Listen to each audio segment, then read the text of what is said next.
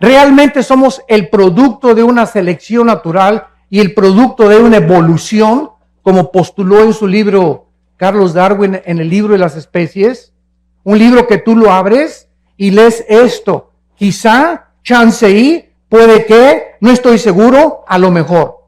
Todas estas frases no son científicas. Y al acabar el libro El origen de las especies, jamás él menciona el origen de las especies.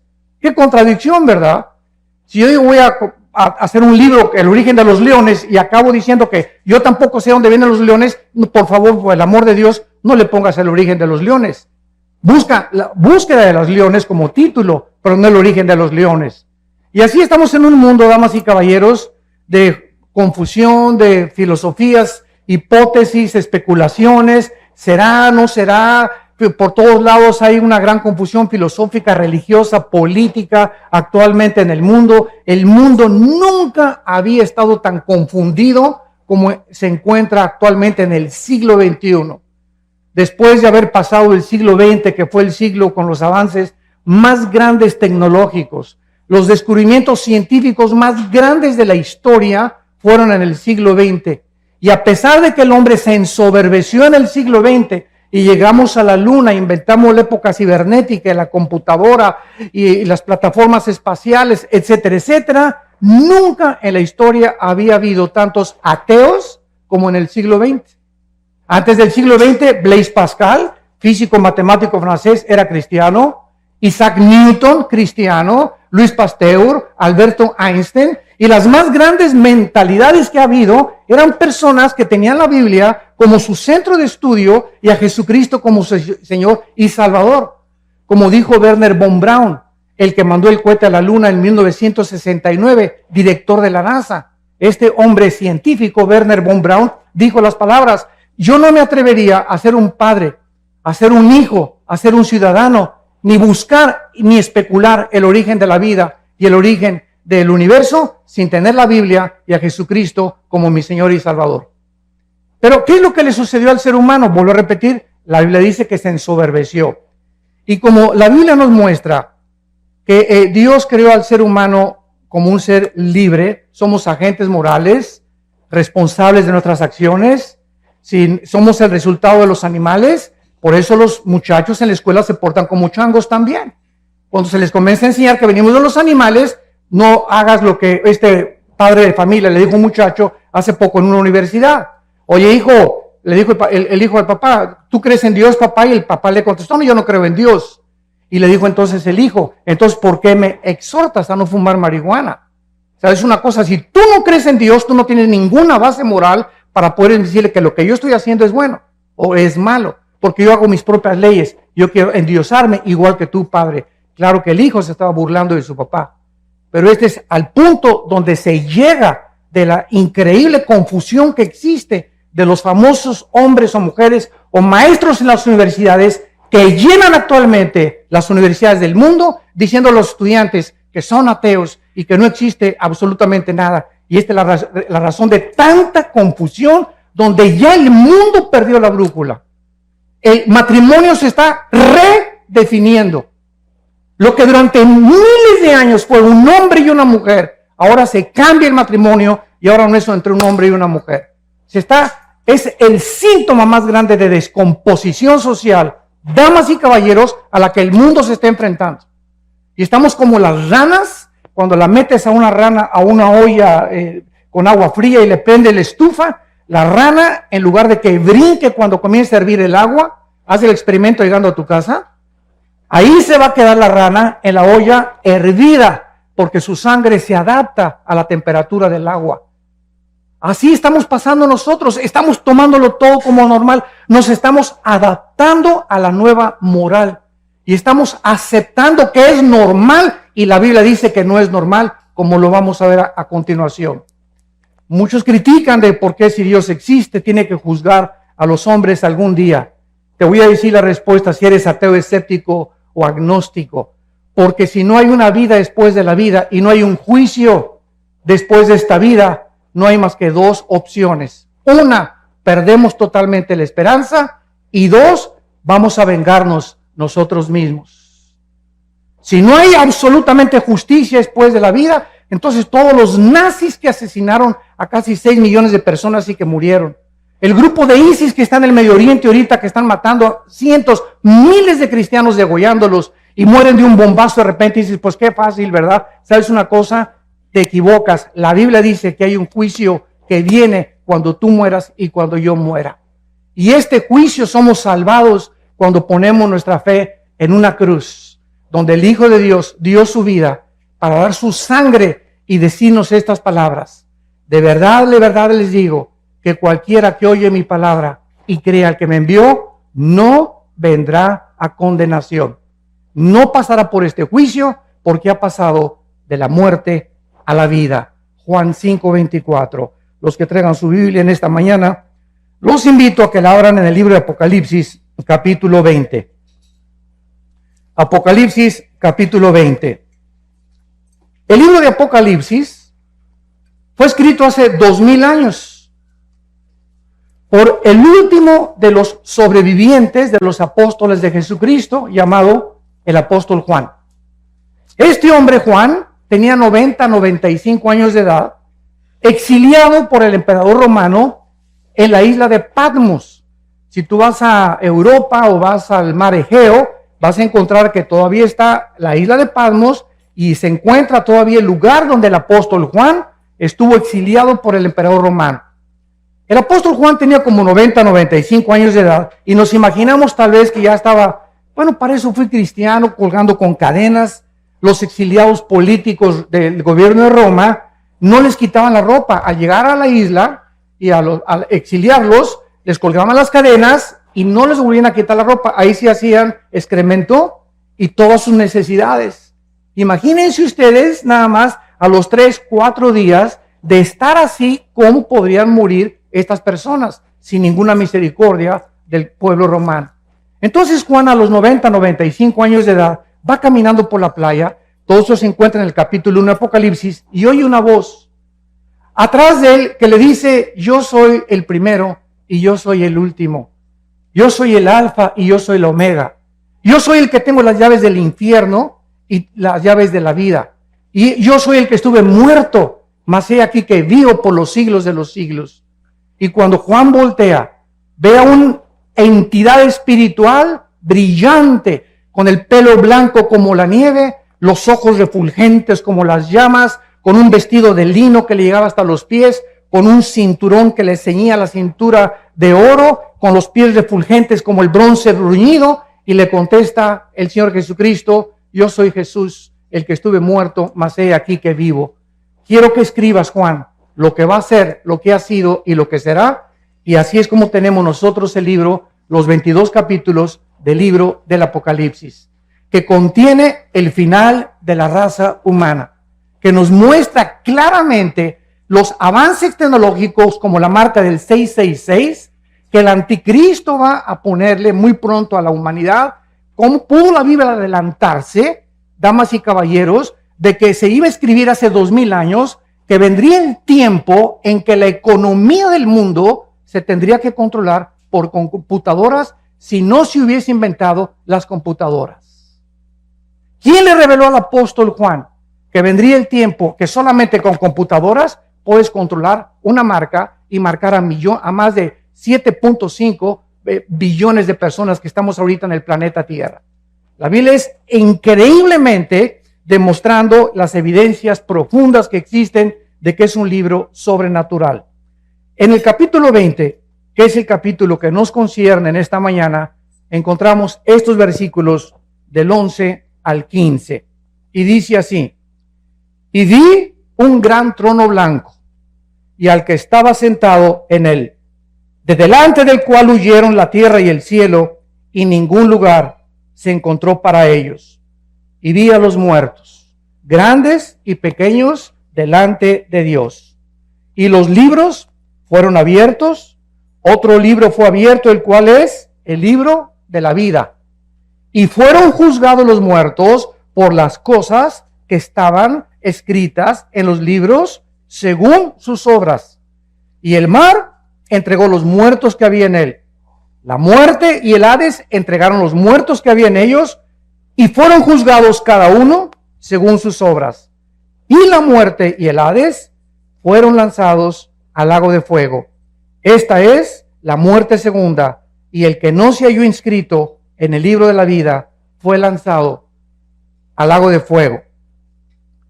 Vemos nosotros que por causa de que no fuimos el resultado de una evolución, ni venimos de los animales, la Biblia nos muestra que somos criaturas racionales, agentes morales, responsables de todas las decisiones, pensamientos y palabras que hayamos hecho mientras estábamos vivos.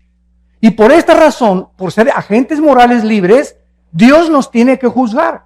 Porque si no hubiera un juicio y Dios no fuera el legislador de la moral, sería un monstruo de Dios.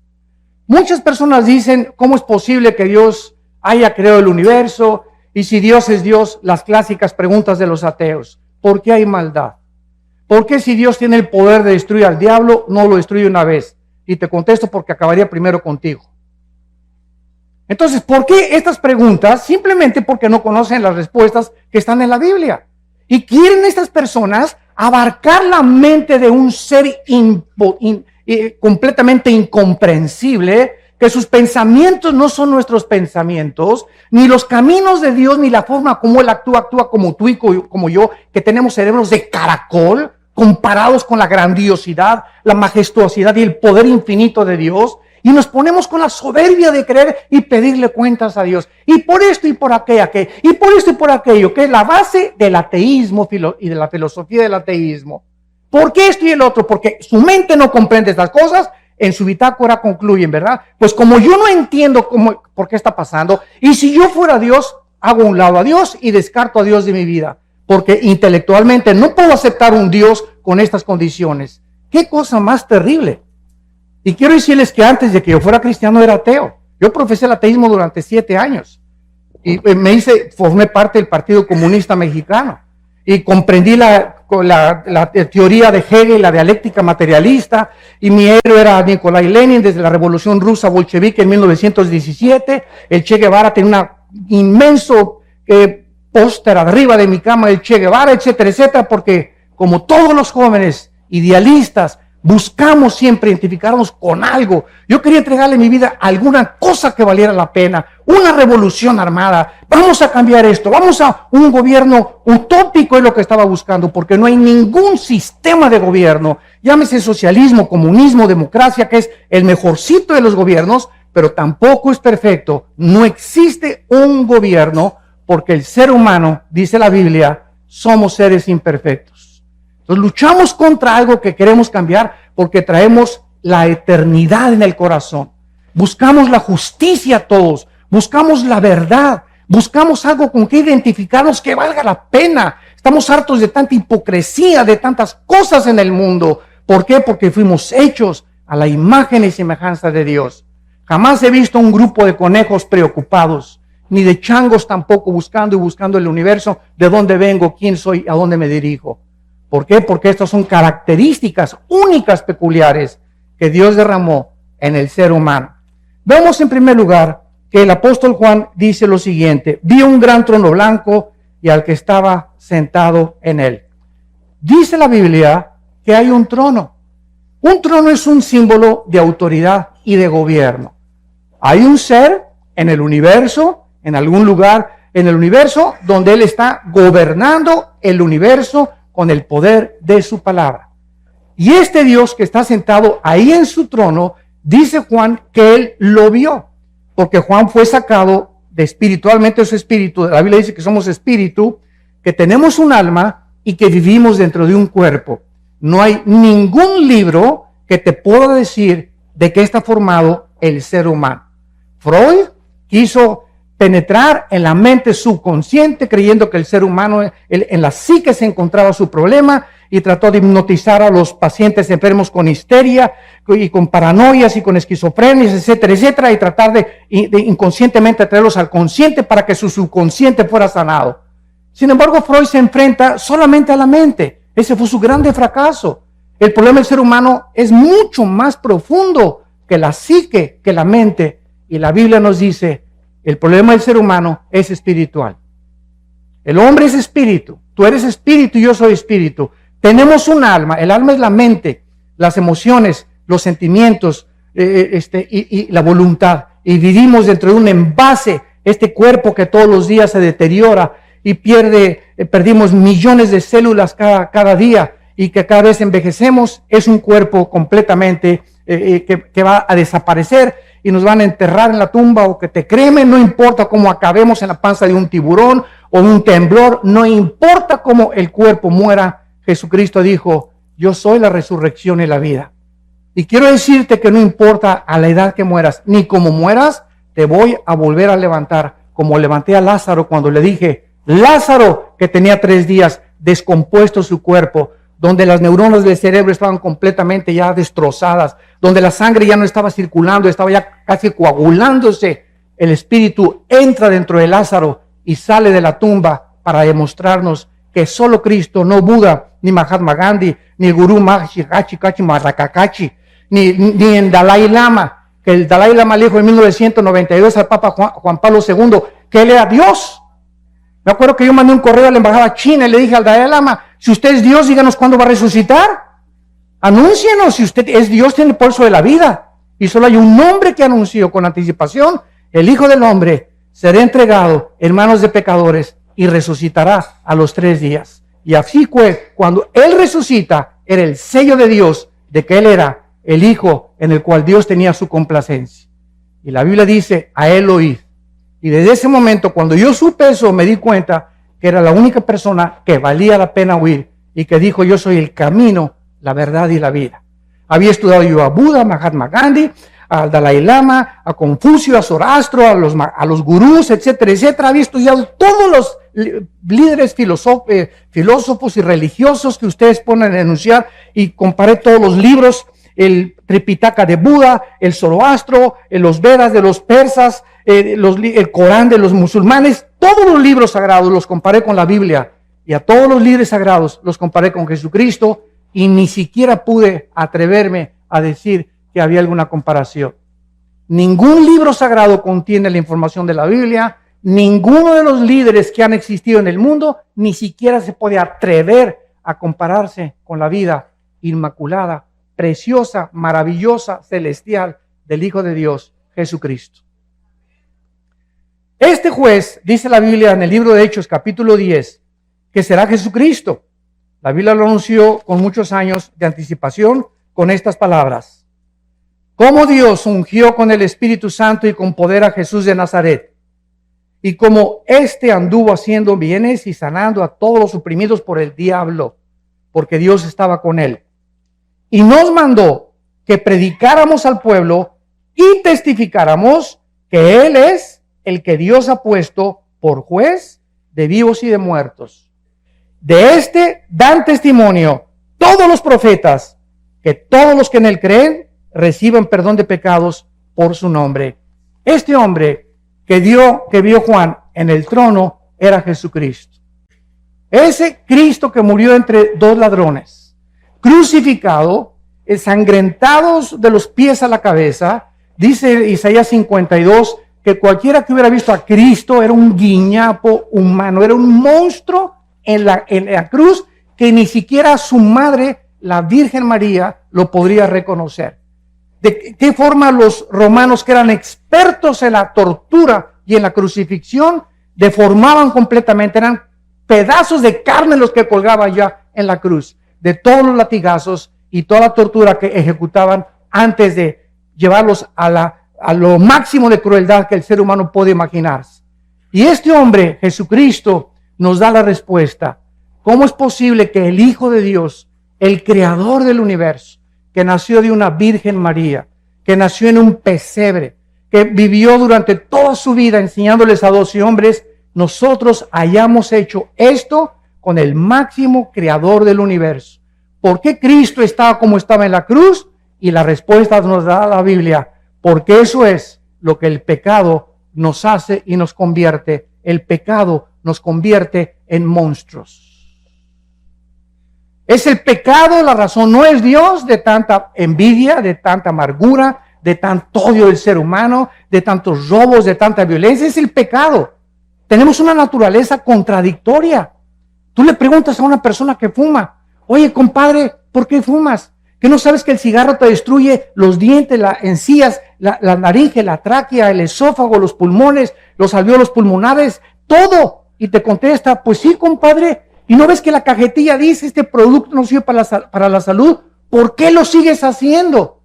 ¿Qué te contesta esa persona? Pues no, chepo, porque me gusta. Oye, ¿por qué te emborrachas? ¿No sabes que te vas a destruir el hígado y que el alcohol acaba con tu vida? ¿Por qué lo haces? Porque la Biblia tiene razón. Somos autodestructivos. Somos autodestructivos. Es increíble cómo nos envenenamos con tantas cosas, con drogas, con cigarros, con alcohol. ¿Por qué lo hacemos? Porque dice Romanos 7, el mal que quiero no lo hago.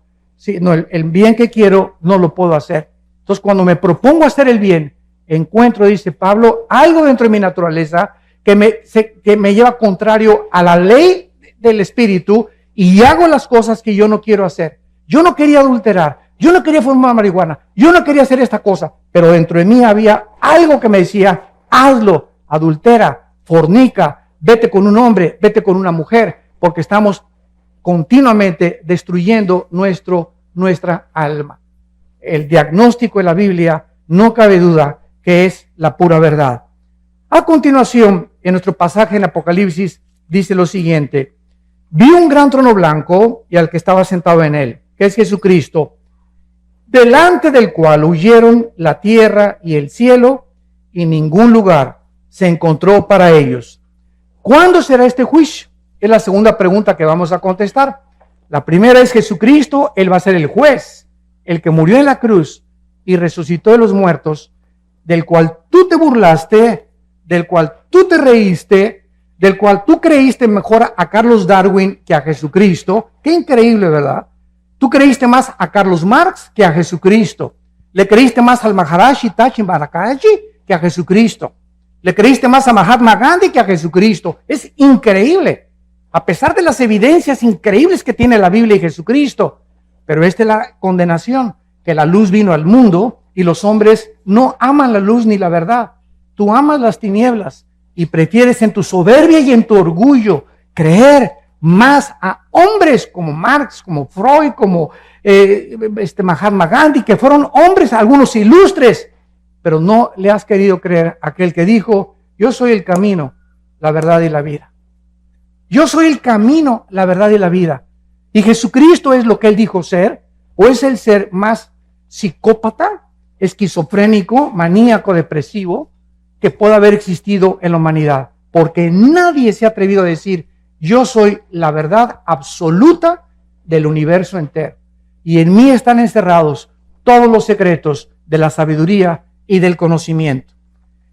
Este tiempo será cuando desaparezca este planeta y el universo. Dice la Biblia en el libro de Isaías, en el Antiguo Testamento, profetizando que iba a desaparecer el mundo donde vivimos con estas palabras. Porque aquí, Isaías 65, 17, yo crearé nuevos cielos y nueva tierra, y de lo primero no habrá memoria, ni más vendrá el pensamiento. En otras palabras, esto te contesta la pregunta, oiga, y cuando llegue al cielo, si no está mi perro Fido conmigo, ¿no lo voy a extrañar? ¿Y si no está mi abuelita conmigo? ¿Y si no están mis hijos conmigo en la otra vida? ¿Y si mi esposo y a los que yo amé se van al infierno y yo me voy al cielo? ¿Tú crees entonces que el cielo sería un lugar de completo descanso y de completo reposo y completa paz si tuviéramos esos sentimientos que tenemos aquí abajo en la tierra? ¿Por qué pensamos así? Porque creemos que vamos a tener la misma mentalidad que tuvimos aquí en el mundo.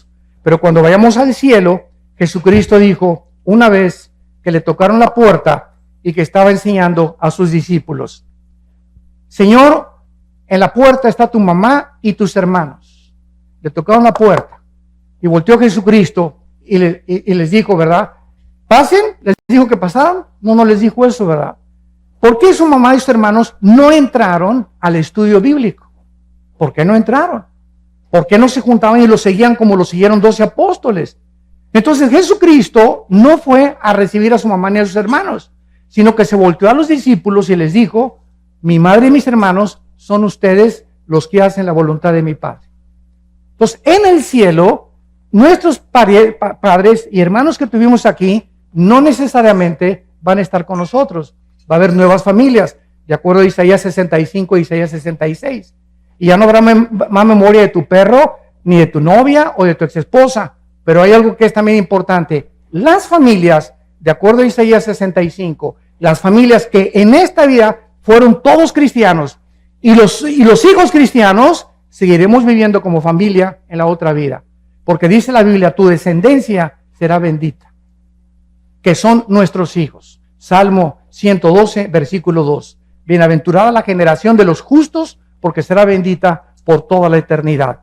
Entonces, este tiempo será cuando los cielos y la tierra desaparezcan. Imagínense ustedes, ahí van a estar en este juicio todos aquellos que creían que en este mundo estaba realmente todo lo que ellos querían.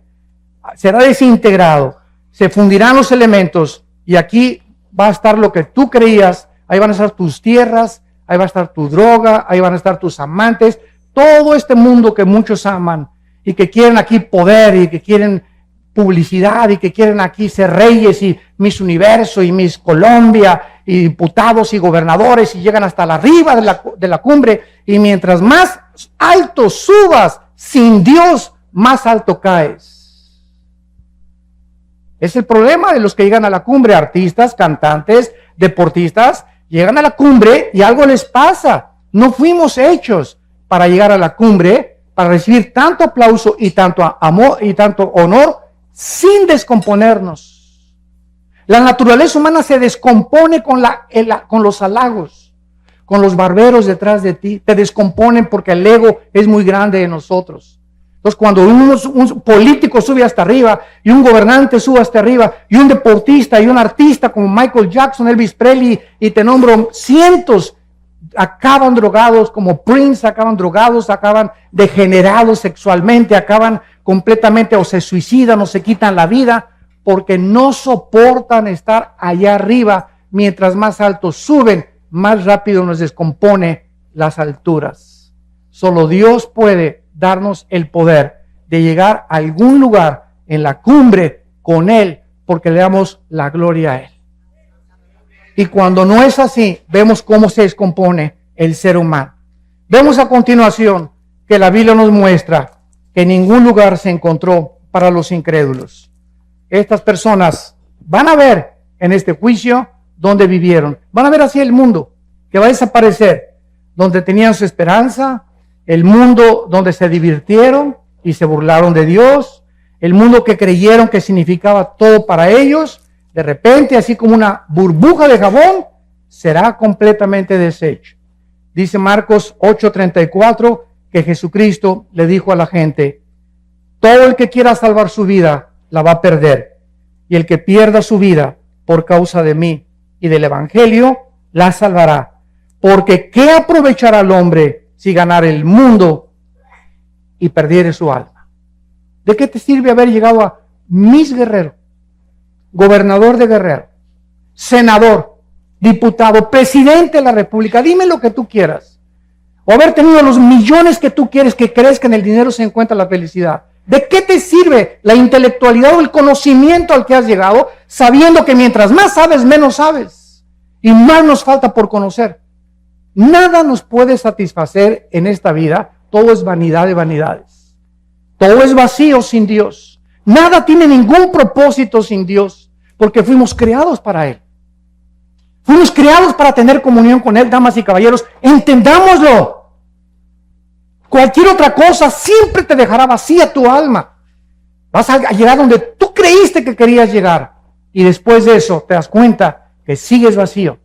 Como dijo un expresidente de México, a los 65 años de edad, un año antes de morir.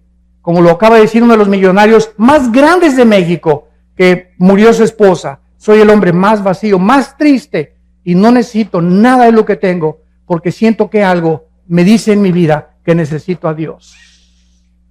Y unos llegan a los 70 años a Dios, otros a los 80, gracias a Dios, pero ¿por qué tienes que llegar a esa edad sin darte cuenta que fuimos creados para encontrar a Dios?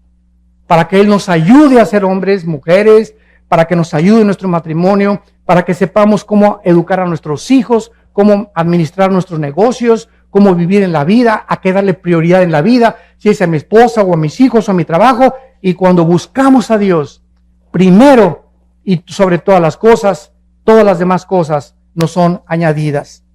Vemos en segundo lugar, que dice Apocalipsis 20, versículo 12, y vi a los muertos, grandes y pequeños, delante, de pie ante Dios. Aquí no está hablando de los altos y los chaparritos.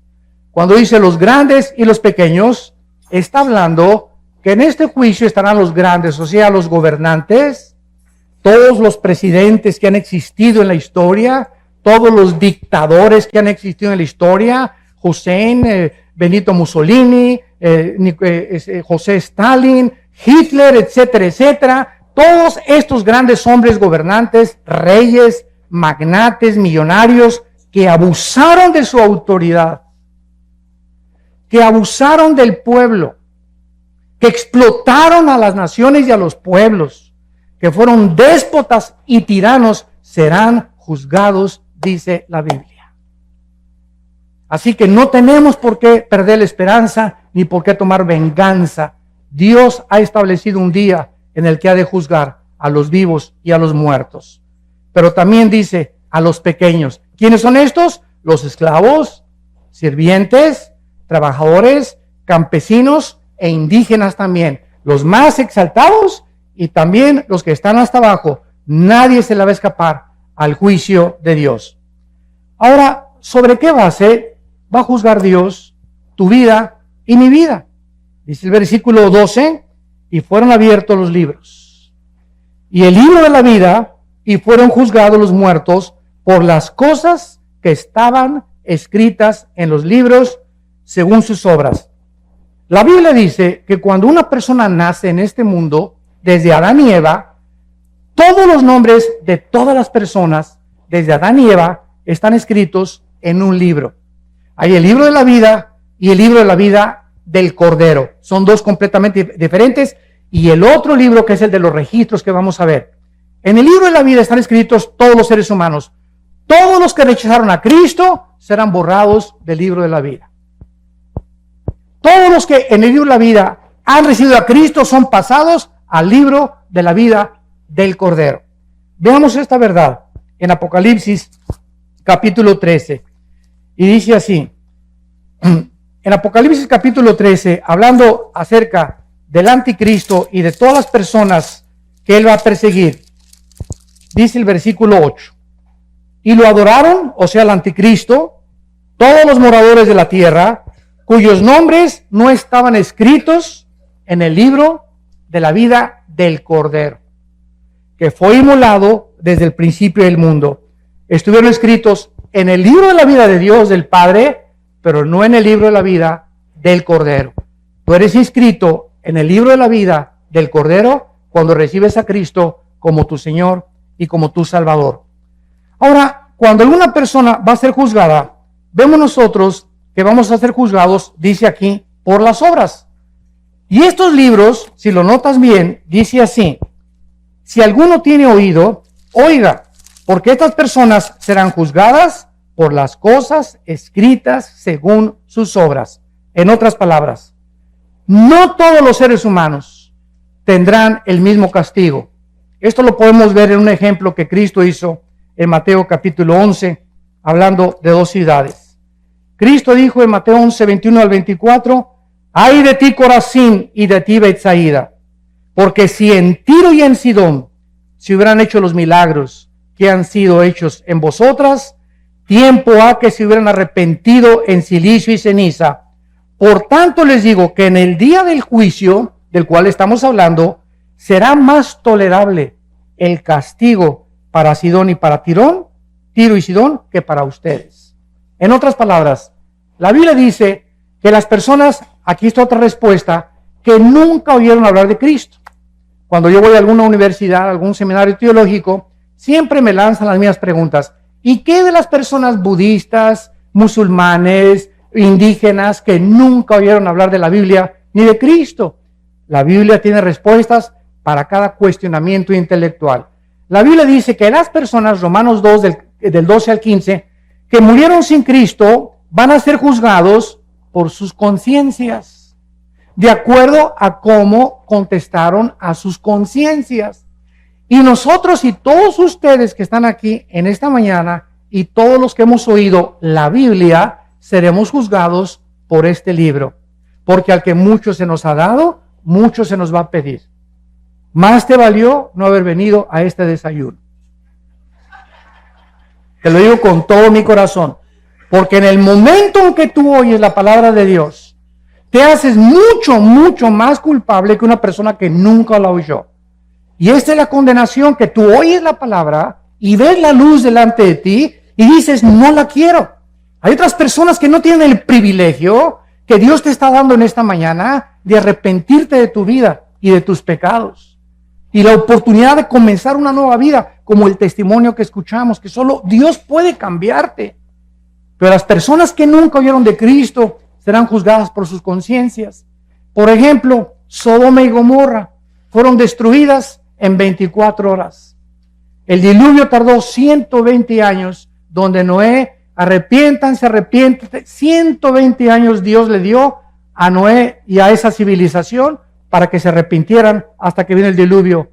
A Sodoma y Gomorra le dio 24 horas.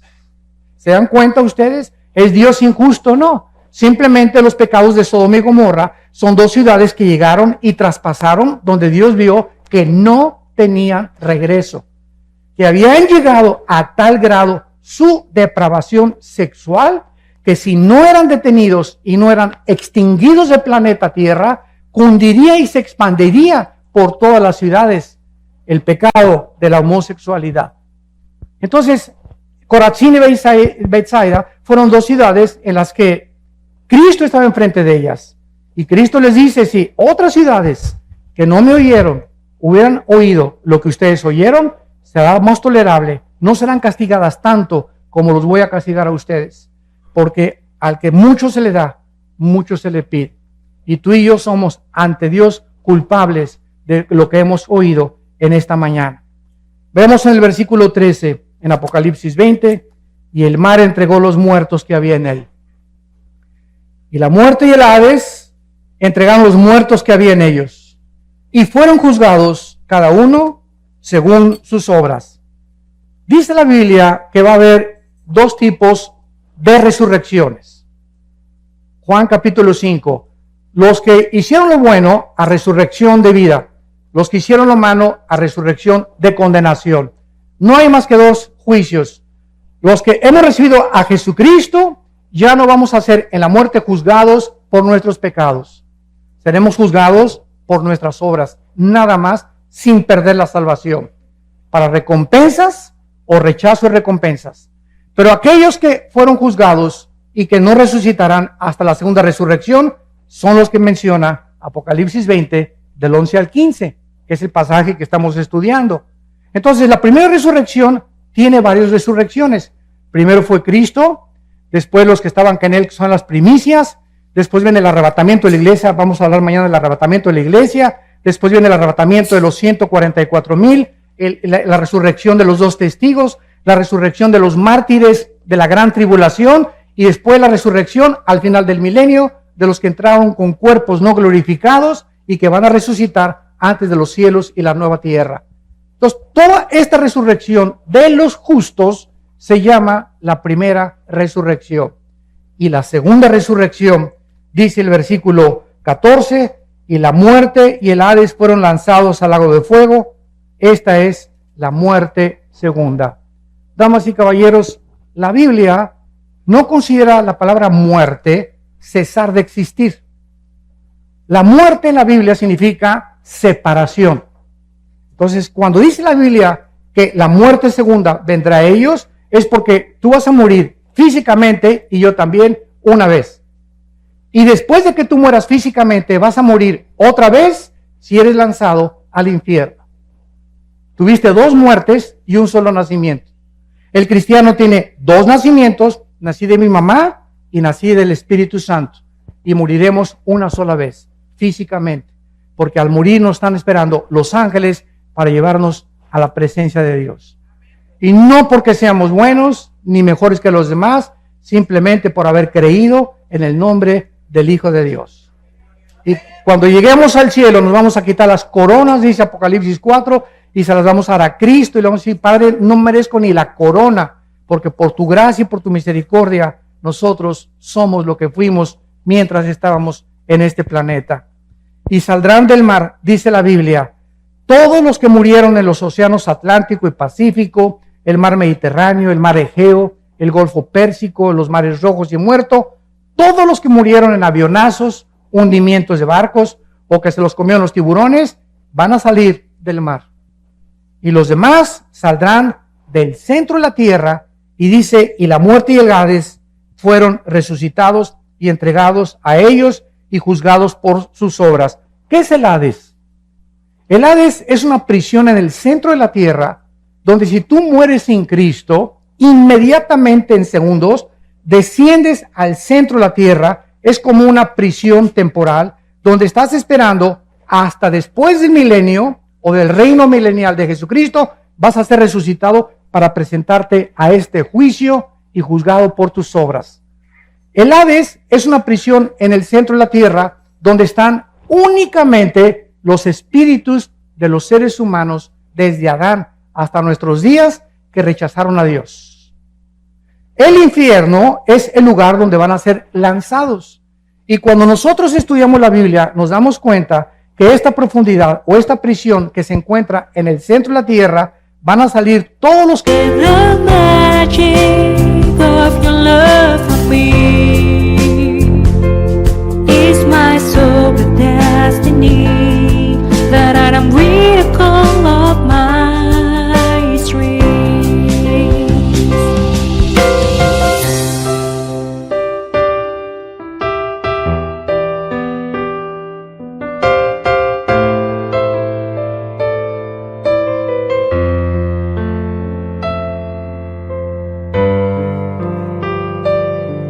When my heart is heavier, I remember that I have got someone like you in my life.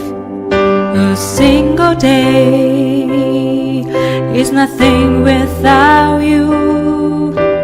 que están ahí para ser presentados delante de Dios, los grandes y los pequeños. Y ahí estarán los dictadores, los reyes, junto con los indígenas, los esclavos y todos aquellos seres humanos que nunca les importó nada seguir a Jesucristo. Saldrán del mar, saldrán del Hades y serán castigados según sus obras. Y finalmente, dice la Biblia que todas aquellas personas que van a resucitar para presentarse delante de Dios, notas lo que dijo, y los vi parados delante de Dios. Y vi a los muertos de pie ante Dios. ¿Por qué vas a estar de pie?